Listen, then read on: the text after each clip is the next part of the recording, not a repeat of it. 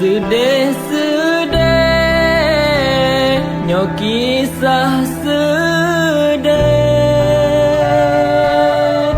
sinyak putih gleh mepisah ngan ma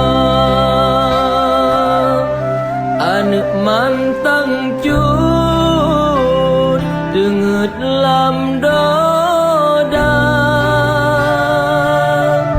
tingah gemanja ubat hati ma jinohanale bohate intan kan cak pulang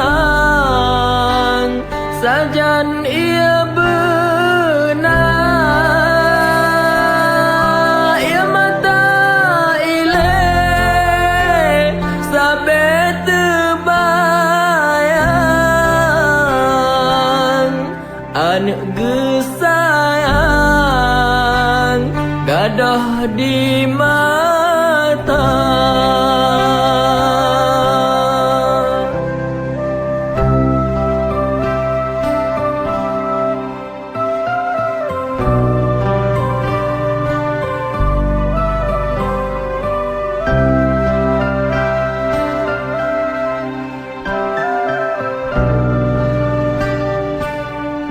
Bak sabah urang diwakai bengang anak di rumah lam ayan doda hana terjala kan syalam hati Hanale gememata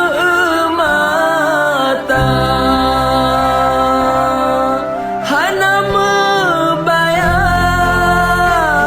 bain sandumna watelah gempa meayan donya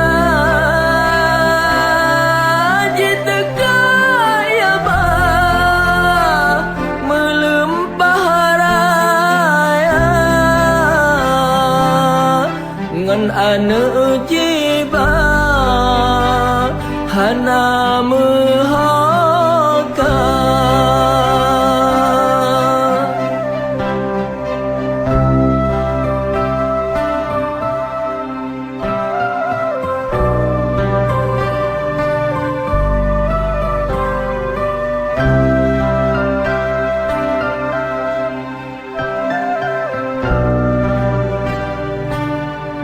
sang dalam lumpur jiwanya intan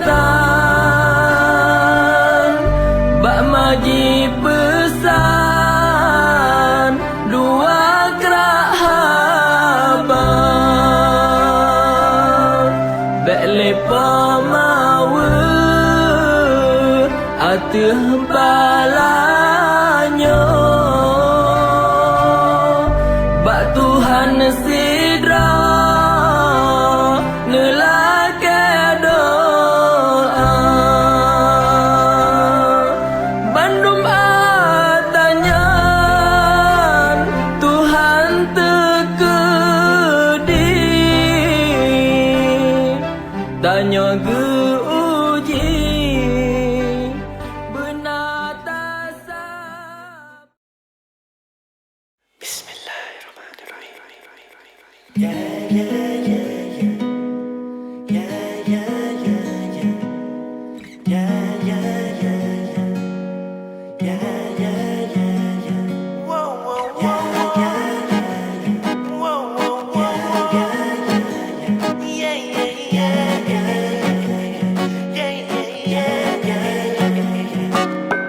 Like a therapy, my own remedy.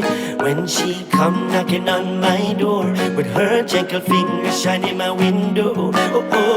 Find the strength in me to accept whatever that's meant to be, fulfilling my destiny and my goals, exploring new frontiers and I roam. So kick a prelude for what I've been through, for all of my peoples and all of me day ones. Success and failures could never be measured by outside opinions when you're giving full effort. Trial and error, find your own methods, like a stepping razor style, be dangerous with your paintbrush. Life is a canvas with colors to choose from, still you win some and lose some. Stay blessed, whether morning or a late shift, not feeling faithless. The humblest man in Babylon is on top of the ear list. I've lost count on the nights that I was sleepless, made my pilgrimage to Mecca and Egypt. I made a stop to Greek, Sufis and Turkey, opened my heart while continuing my journey, cause my soul ever thirsty. Sekarang jabatan saya asisten 2 Sekda Aceh. Sebelumnya waktu tsunami saya ini adalah kepala camat di Kota Melabuh, sekitar 4 jam dari Kota Banda Aceh. Waktu terjadi tsunami saya camat dan saya kehilangan 5 orang anggota keluarga. Yang pertama saya kehilangan ibu saya, ibu mertua saya, kemudian sepupu saya, kemudian keponakan saya dan istri abang saya, dan saya tidak menemukan mereka sampai sekarang. Kemudian saya pernah ikut aktif dalam proses penanganan darurat dan rehab rekon. Kemudian saya juga pernah menjadi kepala Badan Penanggulangan Bencana di Aceh Barat, dan juga pernah menjadi kepala Bapeda di Aceh Barat. Kemudian saya juga pernah menjadi kepala Badan Penanggulangan Bencana Aceh. Nah, jadi saya juga menulis beberapa buku tentang tsunami, ada 11 buku, baik itu cerpen tentang tulisan ilmiah, kemudian ada puisi, dan juga saya menulis beberapa lagu tentang tsunami. Life is a canvas with colors to choose from, still you win some and lose some. Stay blessed, whether morning or a late shift, not feeling faithless. The humblest man in Babylon is on top of the ear list. I've lost count on the nights that I was sleepless, made my pilgrimage to Mecca and Egypt. I made a stop to gempa yang sangat dahsyat, yang itu sepanjang sejarah dan seumur saya baru saya rasakan begitu dahsyatnya gempa bumi yang terjadi pada saat itu. Sehingga semua kita terasa seperti ada di dalam sebuah perahu. Walaupun kita ada di bumi, di tanah, tapi di ayunnya seperti ayunan perahu. my own remedy when she come knocking on my door with her gentle finger shining my window. Pada goncangan gempa yang sangat dahsyat itu, saya teringat sekali di saat durasi waktu 2 menit itu, tiba-tiba saya mendengar satu letusan yang sangat keras, seakan-akan letusan itu berada di tengah laut. Tuh bunyinya, suaranya. Saya mempersepsikan bahwa itu suara meriam, tapi kemudian semua itu bukan suara meriam. Entah apa yang terjadi, entah patahan apa, entah pada waktu itu air laut masuk ke dalam sebuah jurang yang cukup dalam, sehingga seperti bunyi patahan atau bunyi ledakan meriam yang sangat besar di tengah laut. Tung! Itu bunyinya.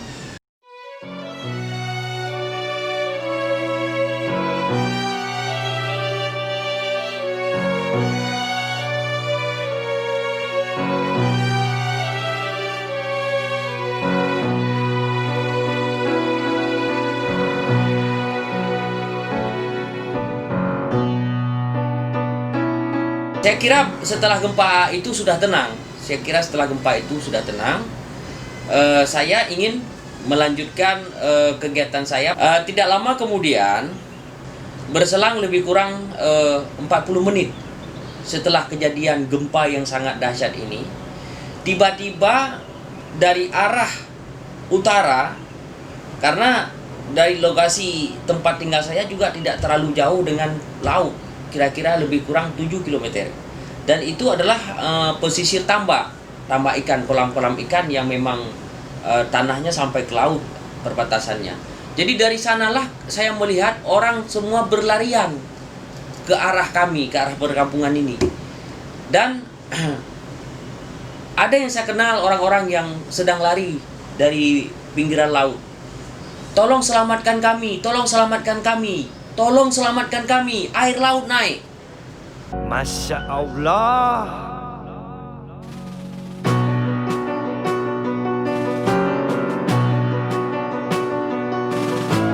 Marga satwa tak berbunyi, gunung menahan nafasnya. Marga satwa tak berbunyi.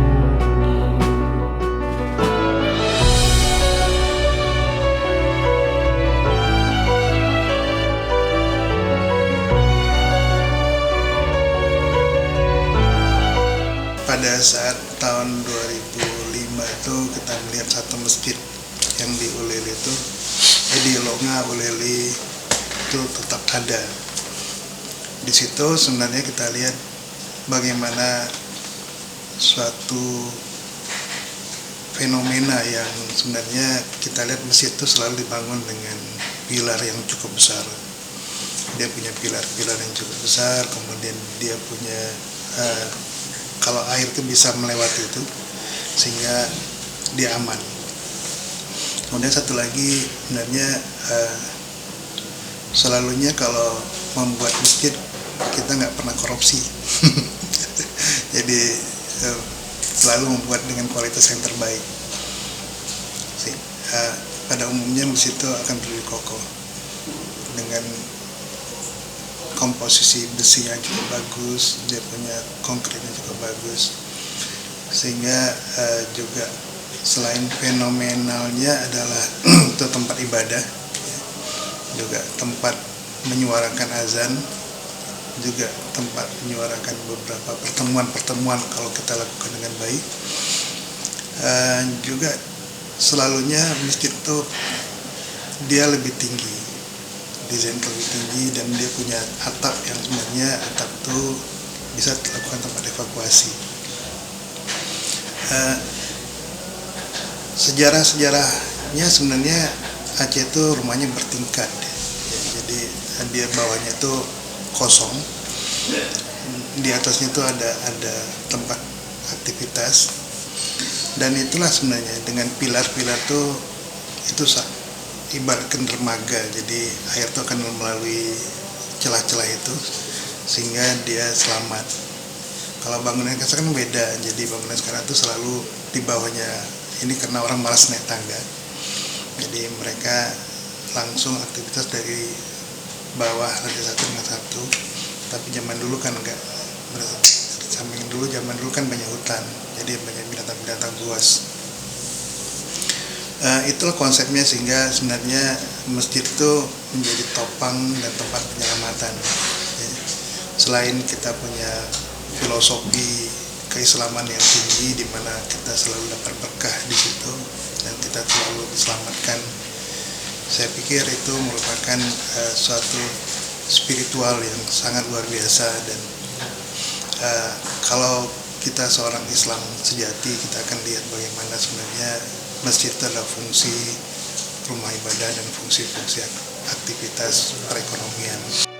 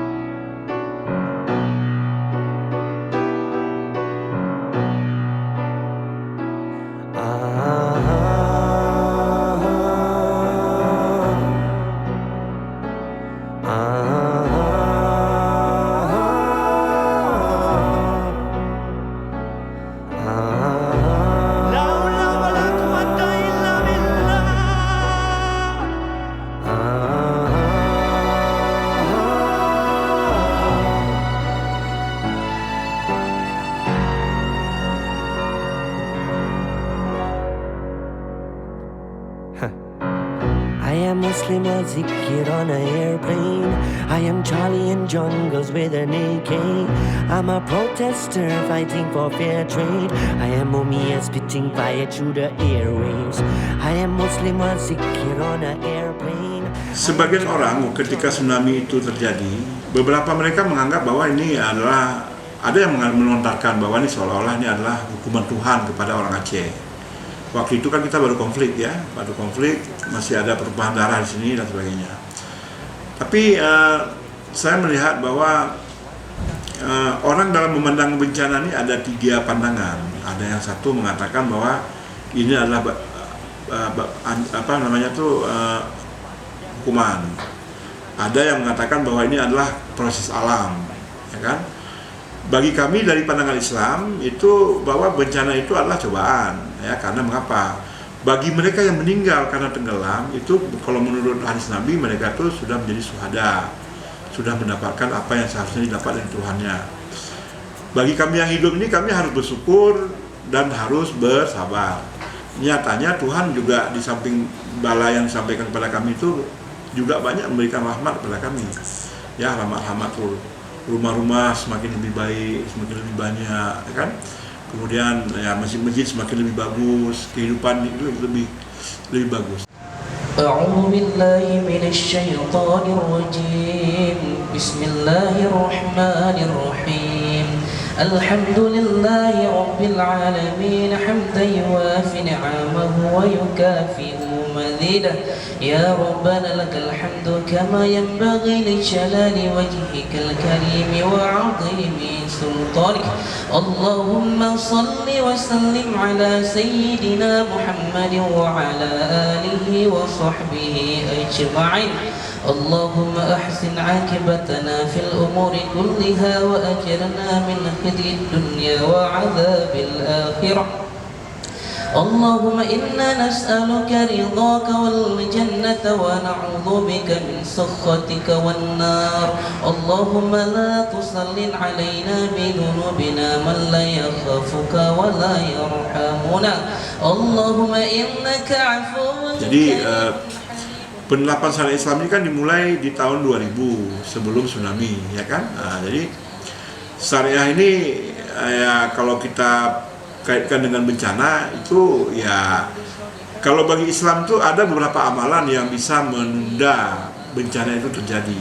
Jadi kalau kami menggunakan pandangan ketiga, artinya kita memang berada di negeri yang banyak potensi bencana, tetapi beberapa amalan agama itu bisa menunda bahkan menghilangkan bencana-bencana tersebut.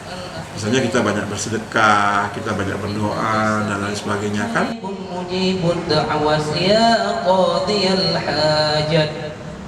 Allahumma awsil wa taqabbal ma qara'nahu min suratil Fatihah wa ma qulnahu min qawli la ilaha illallah wa ma sabbanna Allah wa bihamdihi wa ma sallayna 'alan nabi. Jadi kalau saya pandangannya seperti itu. Jadi kalau penerapan syariah law di sini, saya lihat itu lebih baik daripada sebelum kami menerapkan syariah law. Dulu perempuan-perempuan kami tidak dihargai, mereka menggunakan cara rok-rok mini dan sebagainya, misalnya kadang-kadang lama tuh.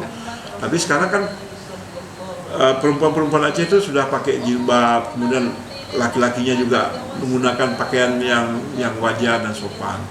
والسلامة اللهم أذن رحمتك والسلامة اللهم إنا نسألك سلامة في الدين والعافية في الجسد وزيادة في العلم وبركة في رزق وتوبة قبل الموت ورحمة عند الموت ومغفرة بعد الموت اللهم حون علينا في سكرات الموت والنجاة من النار والعفو عند الحساب اللهم ارفع الغلاء والبلاء والوباء والفحشاء والطاعون والمنكر والبغي والسيوف المختلفة والشدائد والمحن ما ظهر منها وما بطن.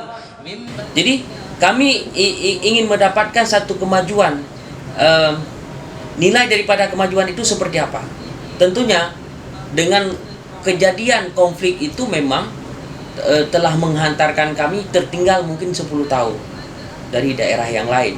Nah, untuk menyesuaikan pembangunan ini bukan hanya menyesuaikan pembangunan sewaktu terjadinya tsunami, tapi juga menyesuaikan pembangunan sebelum terjadinya konflik. Tentunya banyak rumah sekolah, infrastruktur yang terbakar pada saat itu.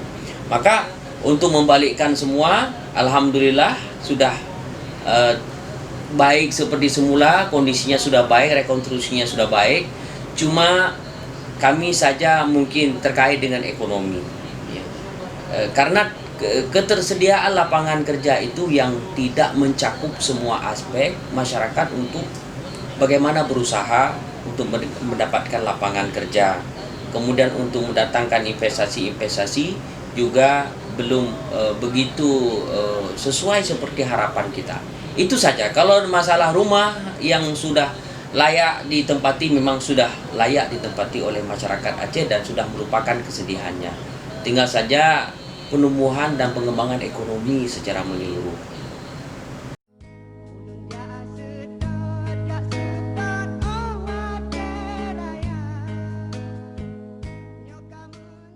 Sangat kompleks sebenarnya kalau kita tentang tsunami, karena ada gempanya, kemudian ada airnya, kemudian ada genangannya, kemudian ada lumpurnya. Dan ini yang sebenarnya kita perlu pikirkan, ada suatu pemikiran bagaimana membuat alat untuk penyelamatan yang bagus. Ya. Selain kita bisa naik ke tempat evakuasi tadi, ke tempat-tempat yang aman, tapi bagaimana konsep peralatan kebencanaan itu kita siapkan dengan misalnya ada pelampung khusus di setiap rumah, bagaimana ransel khusus di setiap rumah, itu sudah kita lakukan dulu. Nah, tapi itu selalu diutarakan dan kalau bisa itu buatan internal, ya, buatan di lokal. Jadi kita tahun 2009 sampai 2011 itu kita dapat dana dari Multilateral Fund, kita dari beberapa negara. Waktu itu saya disuruh presentasi di depan 12 duta besar. Kita mendapatkan 10 juta US dollar untuk mengembangkan beberapa konsep yang terpadu.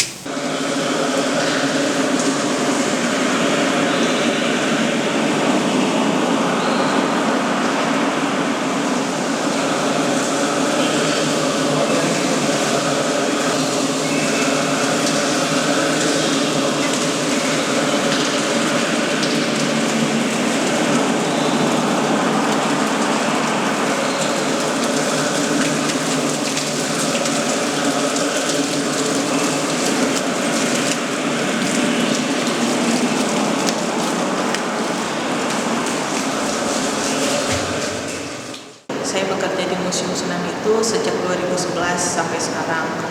Pada tahun 2011 itu saya bekerja sebagai edukasi, dan tahun ini saya dipercayai oleh atasan untuk menjaga koleksi yang ada di museum.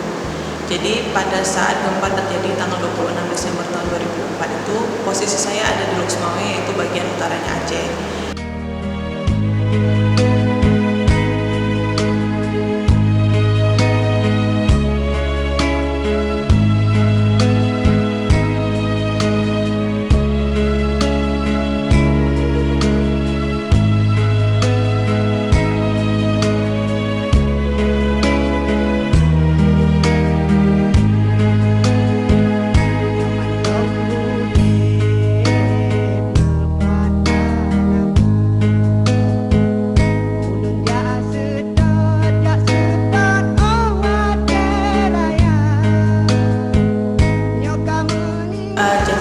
Museum Tsunami itu terjadinya itu pada tahun 2004.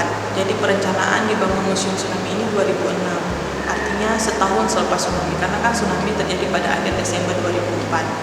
Jadi perencanaan awal dibangunnya gedung Museum Tsunami ini memang untuk menyimpan memori mengenai gempa dan tsunami di Aceh agar tidak hilang informasinya.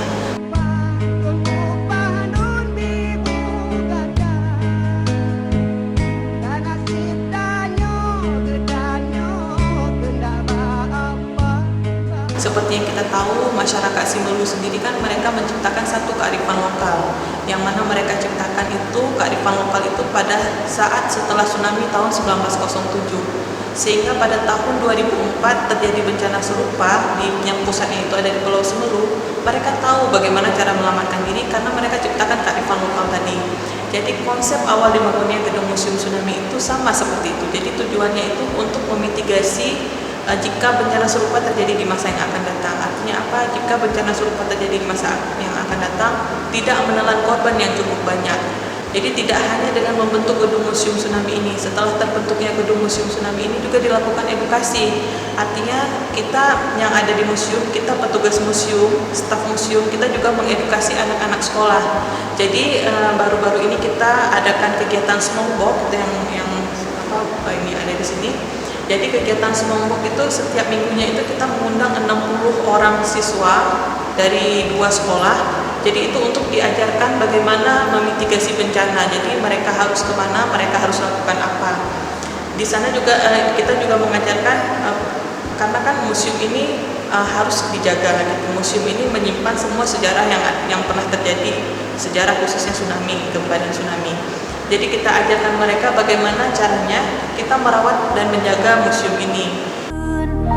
Raya sinya hana pemabri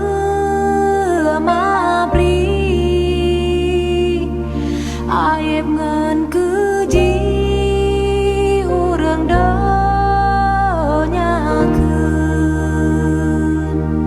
Allah haido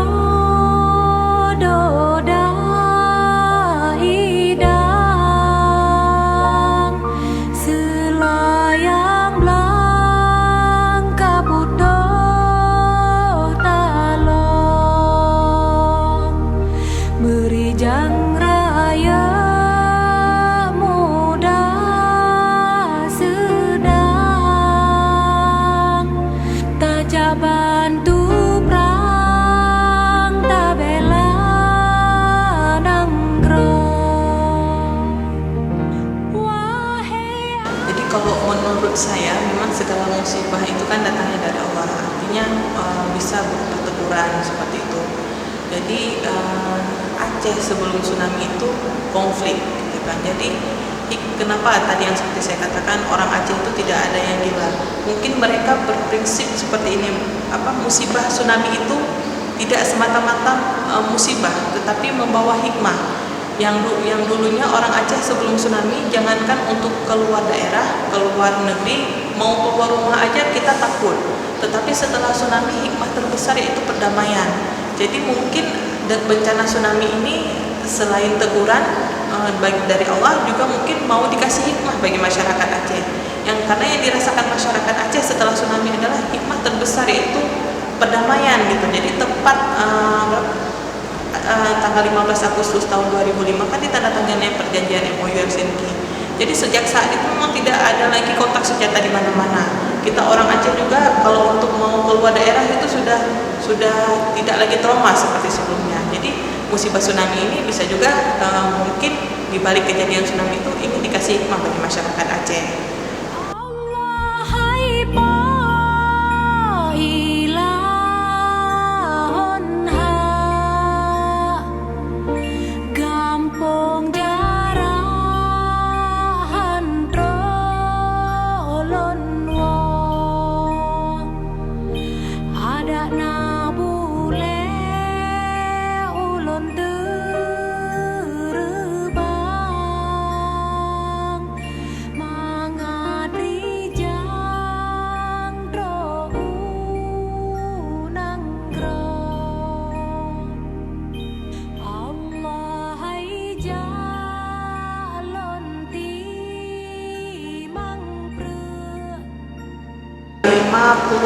Negara pada saat itu ikut membantu perdamaian Aceh, juga membantu terbentuknya gedung museum tsunami ini. Jadi gedung museum tsunami ini bukan hanya milik orang Aceh, bukan juga milik orang Indonesia, tetapi milik semua 54 negara itu. Jadi dana-dana untuk membangun gedung museum tsunami itu dibantu disupport dari 54 negara.